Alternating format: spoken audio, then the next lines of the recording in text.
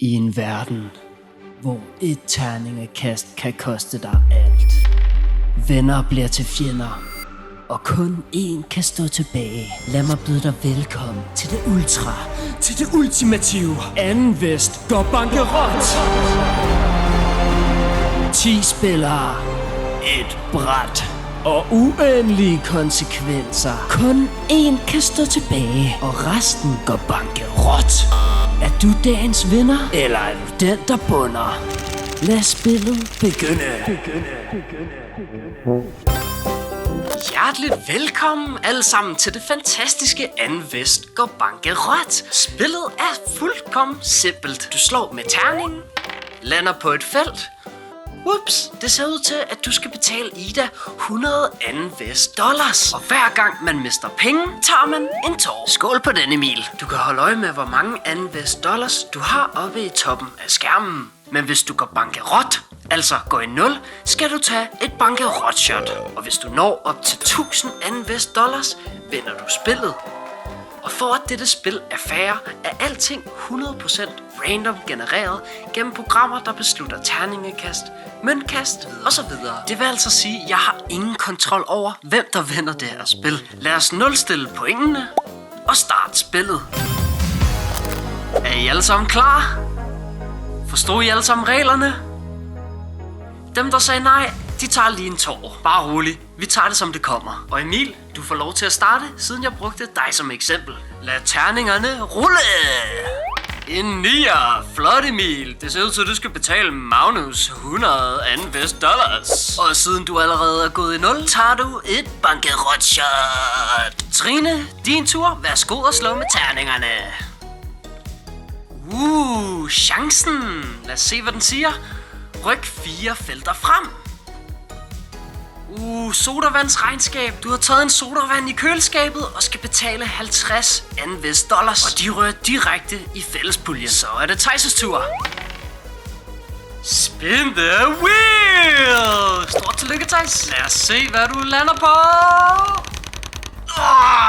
Desværre, Thijs, du mister 250 Anden Vest dollars. Og det ser ud til, at Thijs han skal have et bankerot shot. Så er det Sonjas tur. Og det ser ud til, at vi skal tilbage på hjulet. Lad os se, hvad du får. Du får simpelthen lov til at slå igen. En 6'er. Køkkenregnskabet er ude. Flip en mønt og se, om du skal have penge tilbage, eller om du skylder penge.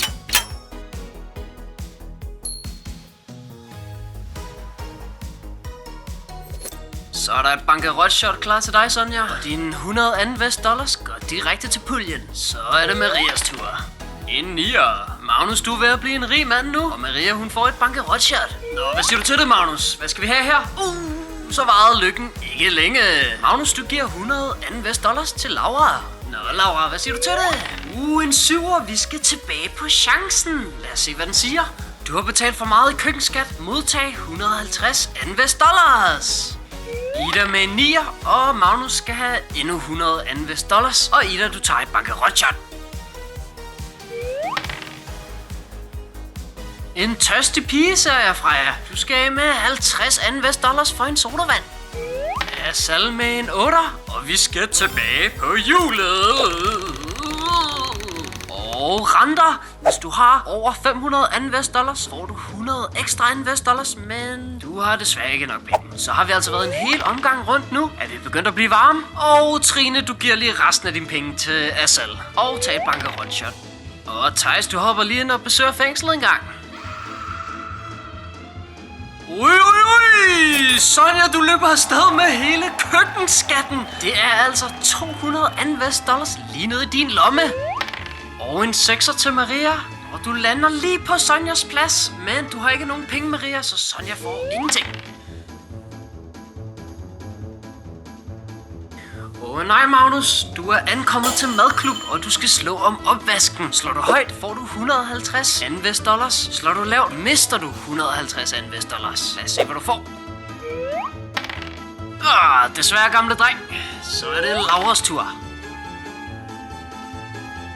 Og Laura, du får samme omgang. Lad os se, om du har heldet med dig. Det her spil er ikke fair, men Laura, du mister også 150 Anvest dollars. Well. Den køkkenregnskabsansvarlige skal se, om hun får penge tilbage i køkkenskat.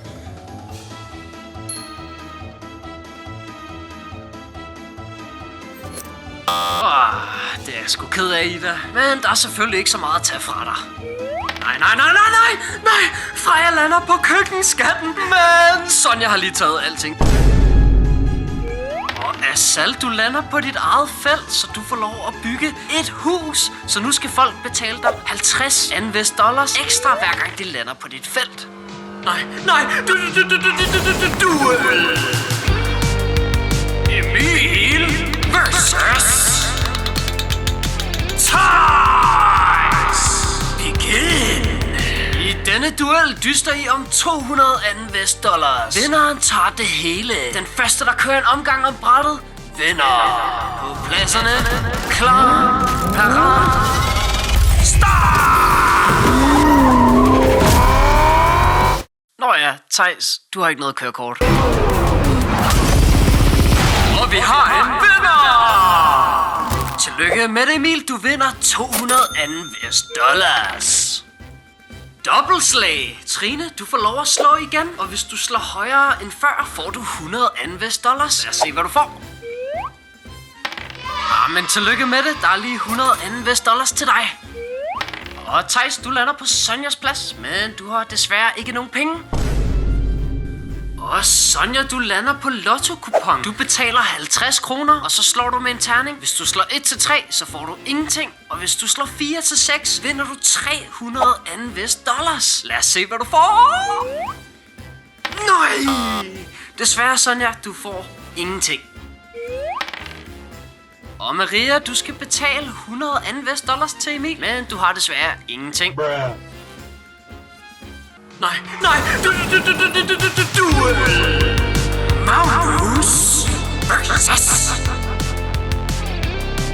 Freja! Begin!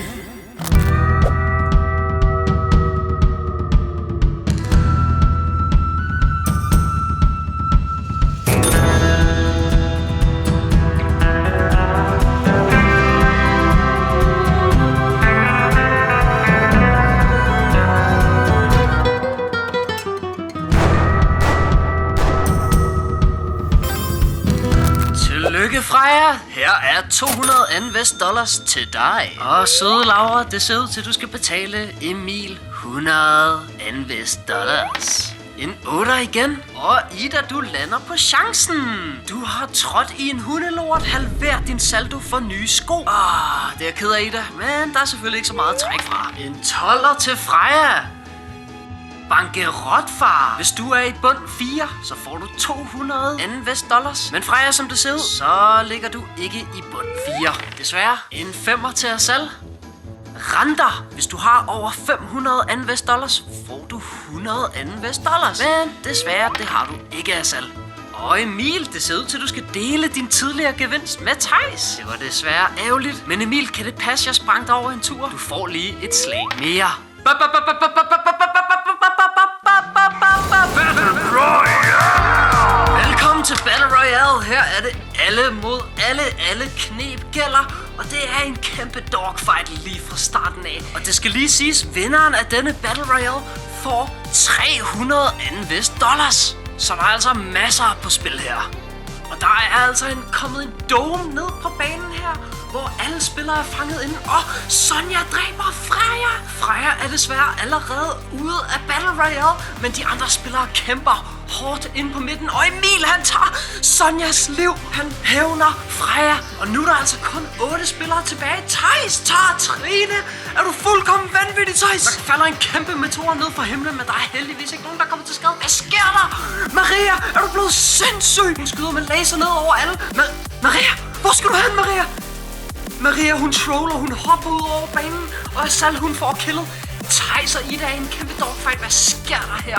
Emil dræber Magnus. Har du ingen mercy? Og Theis, han nupper Laura. Laura står ingen chance. Det er Emil og Theis, der går fuldstændig amok lige her. Og Emil, han får en power-up. Der kommer en kæmpe UFO ned på banen. Det er altså 4 spillere, der er tilbage. Ida, Asal og Theis, og de kæmper for deres liv lige nu. Asal har intet liv tilbage. Løb, Asal!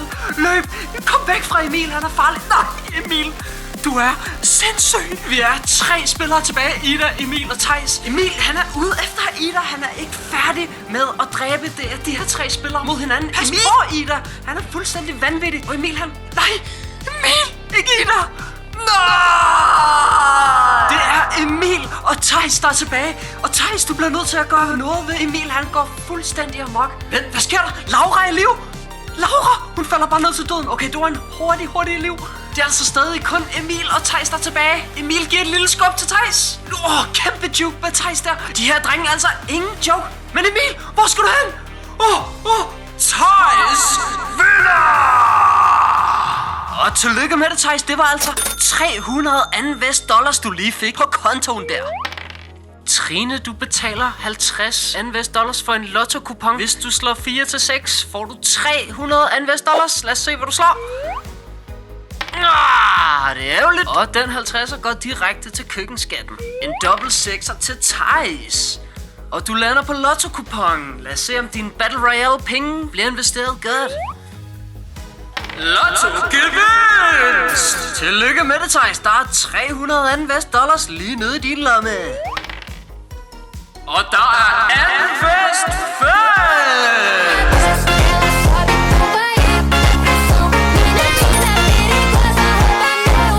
Alle deltagere får 100 $2. Og Maria lander på bankerotfar, hvis du er i bund 4 plus 200 $2. Sådan, Maria. Rigtig godt klaret. Og Magnus, du tager den simpelthen hen på hjulet igen. Lad os se, hvad der sker her. Bøv, Magnus, du mister 100 $2. Laura med en 8'er. Hun lander på safe zone, og når man er i safe zone, kan man ikke røres, og man får 100 $2. Tillykke, Laura. Nå, Ida, skal du have nogle point, eller hvad? Du tager den på hjulet. Okay, lad os se, hvad du får, Ida. Det var da også på tide. 250 $2 til dig, Ida. Tillykke. Og Freja med en 5'er. Velkommen tilbage alle sammen igen. Vi er 10 spillere klar, der kæmper for deres liv inde på dødsbanen. Og vi har Emil og Theis, som gik fuldkommen amok sidste gang. Lad os se, om de kan gentage succesen. Der er altså 300 $2 på spil. Og hvis Theis vinder den her kamp her, så går han hjem med sejren. Og det ser ud til, at Laura allerede er død. Freja tog hende. Der er kommet en lille healing zone her. Det er rigtig godt for spillerne. Maria er allerede nede på meget lidt liv her. Er der nogen, der kigger efter hende? Hun har fundet et rigtig godt gemmested her. Men Theis, han nubber Maria. Ultra farlig Theis. Pas godt på ham her. Og Ida, hun nubber også lige Magnus med i faldet her. Nu går Theis fuldstændig amok. Han går efter at vinde det her spil her. Han skyder med laser. Theis, nej! Hvor skal du hen? Der er altså ingen victory til Theis her. Og det ser ud til Emil at stå i mellemtiden her. Ida med rigtig lidt liv, og Sonja tager Ida. Nu er vi altså kun på 4 spillere tilbage, og Trine tager Asal. Spillerne kæmper hårdt for de her 300 $2. Og Freja er ude. Jeg ved ikke, hvordan Maria dræbte hende, men nu er der kommet et sort hul ind på banen. Hvad sker der? Trine! Nej, og det er Sonja. Sonja tager det med hjem, det hele. We have a winner! Tillykke med de 300, Sonja. Og så er vi tilbage på brættet. Asal med en safe zone. Det er 100 $2 til dig. Og så har vi Emil med en 7'er, og når du passerer start, så modtager du 200 $2. Og Emil, du er blevet køkkenhelt. Modtag 20 $2 fra alle spillere for et godt stykke arbejde. Og så har vi Trine. Hvad lander hun på? Og der er anden fest!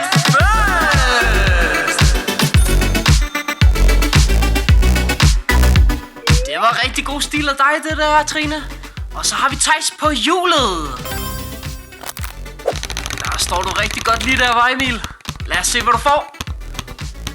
100 $2 fra den rigeste. Men Theis, siden du allerede er den rigeste, får du desværre intet.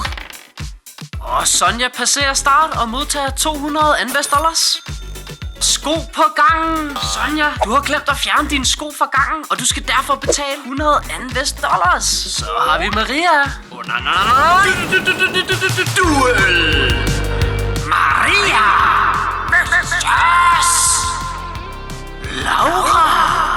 Begin.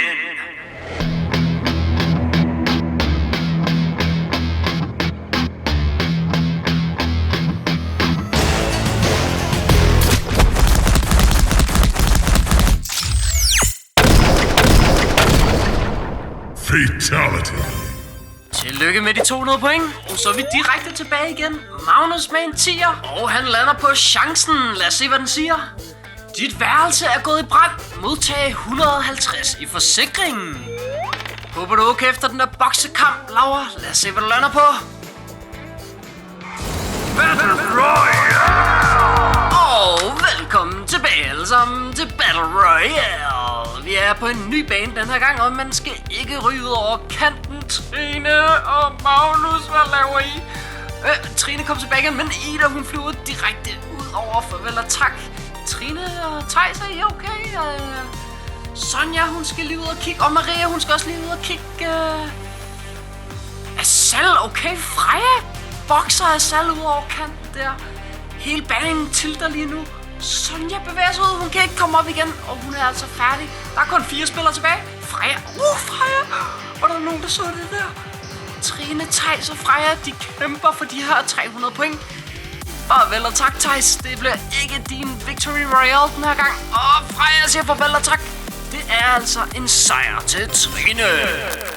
Tillykke med de 300 point, Trine. Og lad os se, hvad Ida hun finder på her. Kan hun finde ud af at tjene nogle point? Hun lander på bagholdsangreb, og hun stjæler 150 US$ fra personen foran hende. Au, den var ikke gået hos mig, den der, Thijs. Og så er det Frejas tur, og hun modtager lige 200 US$ og lander på Battle Royale! Og vi er tilbage på den samme bane igen, og jeg ved ikke, hvorfor der er så mange Battle Royales, men altså, det er jer, der lander på dem, og ikke mig.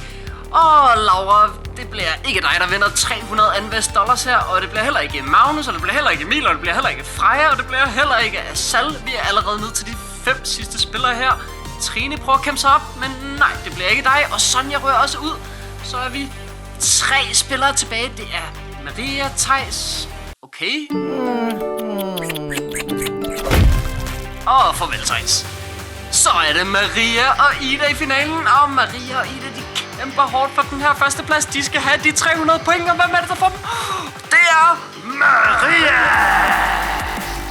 Og tillykke med de 300 US$, Maria. Så er det Sals tur. Hun slår en 6'er. Og nej.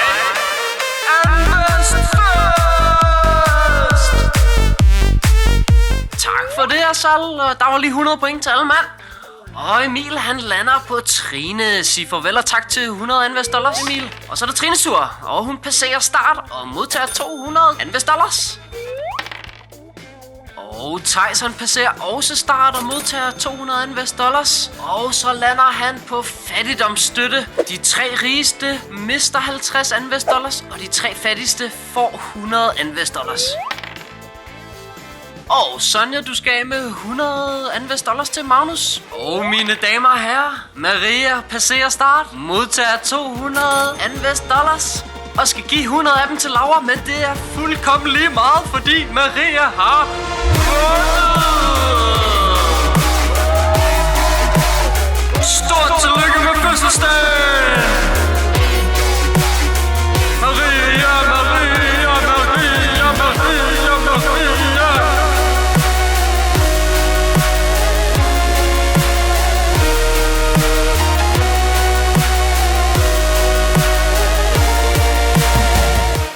Og alle taberne tager lige et bankerotshot.